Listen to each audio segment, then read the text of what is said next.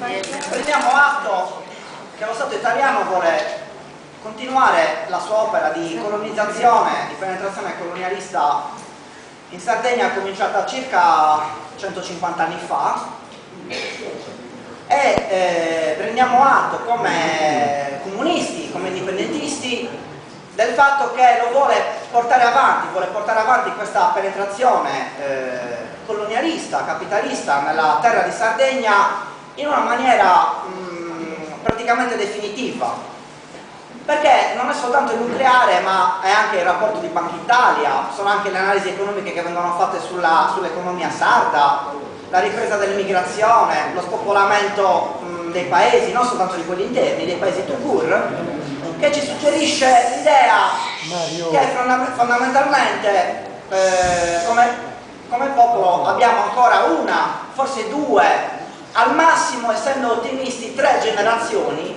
e poi sarà finita la storia dei sardi.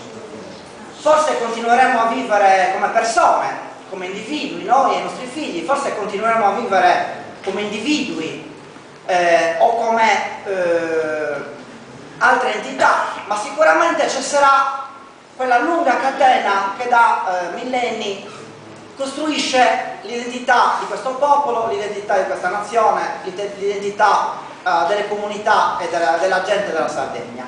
Quindi noi sentiamo sulle nostre spalle una responsabilità storica enorme, perché come è stato giustamente ricordato la nostra vita è breve, però sentiamo la responsabilità di tutti quelli che ci hanno preceduto, non è retorica, assolutamente, ma sentiamo la responsabilità anche di chi verrà dopo e di chi non avrà la possibilità di opporsi a quello che non io, ma grandi padri della nazione sarda come Simon Mosa hanno definito, senza porsi troppi problemi, genocidio della nostra nazione e del nostro popolo.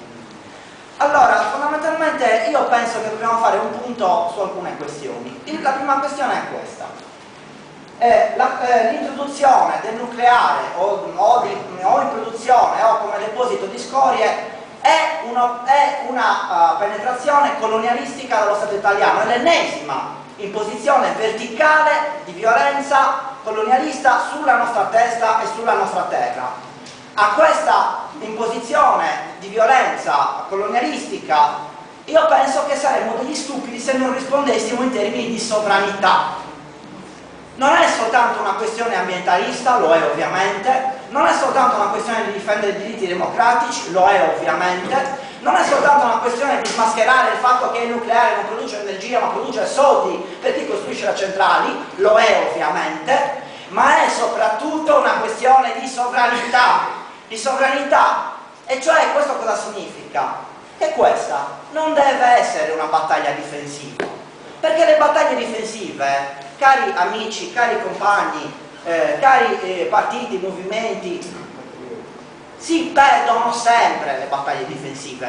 Questa deve essere un'opportunità, dobbiamo sfruttare. C'era un teorico, un grande intellettuale cinese di 2500 anni fa, 3000 anni fa, che ha scritto L'arte della guerra, Sun Tzu, che diceva: attenzione, mai mettere il nemico con le spalle al muro perché diventa pericoloso. Ci stanno mettendo con le spalle al muro, dobbiamo diventare pericolosi, nel senso che dobbiamo dire questa battaglia contro il nucleare deve diventare una frontiera, una linea demarcatrice da segnare su questa terra e dire: questo qua voi non passerete mai, perché ci avete messo con le spalle al muro. Qua stiamo parlando della vita o della morte, della nostra terra e del nostro futuro. Quindi questa non deve essere una battaglia difensiva, ma deve essere un'occasione con cui noi affermiamo un principio, il principio cioè che l'economia, la cultura, la visione del territorio, eccetera, ma soprattutto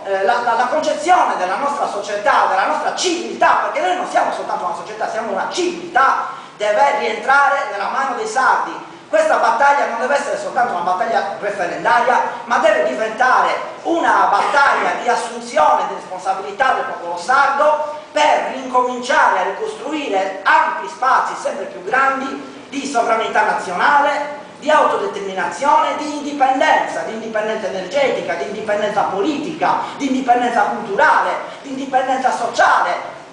E io su questo voglio dire un'altra cosa: io non mi sento orfano dei partiti, Su questo sono d'accordo con Mariella Cao. Non siamo orfani. I partiti italiani non esistono più, non sono più partiti, sono comitati di affari elettorali che costruiscono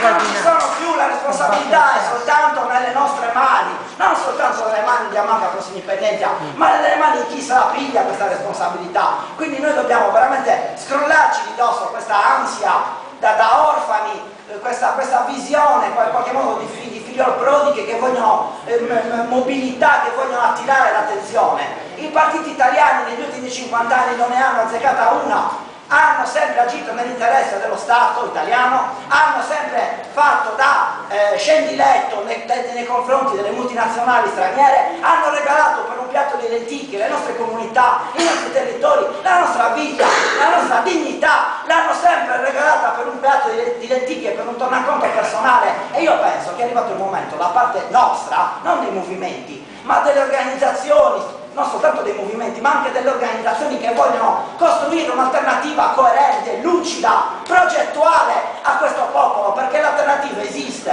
e si chiama liberazione nazionale e sociale di questo popolo e di questa terra.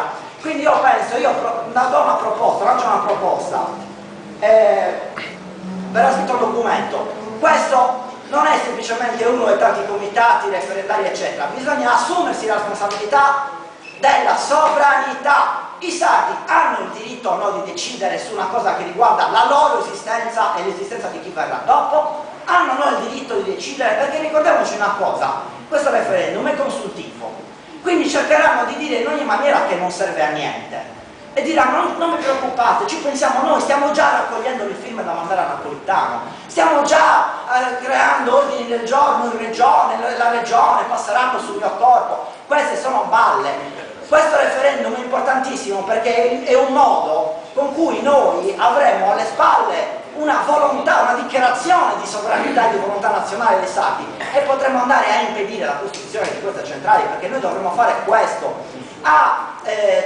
proprio in qualche modo a creare una frontiera per cui o sei da una parte o sei dall'altra. Non ci sono deleghe in questa lotta, non dobbiamo avere la speranza in qualche modo di pungolare i partiti italiani per fare in modo che questi prendano posizione. Non la prenderanno perché obediscono degli interessi che non sono nostri, ma vengono dall'esterno. Quindi se noi non poniamo al centro della nostra posizione, della nostra battaglia, la questione della sovranità, la questione dell'autodeterminazione, la nostra è una battaglia perdente dall'inizio, non vale manco la pena affrontarla.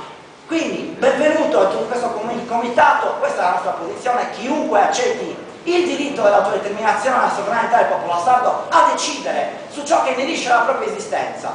Questa è la nostra posizione, questo è il nostro contributo, fin da indipendenza.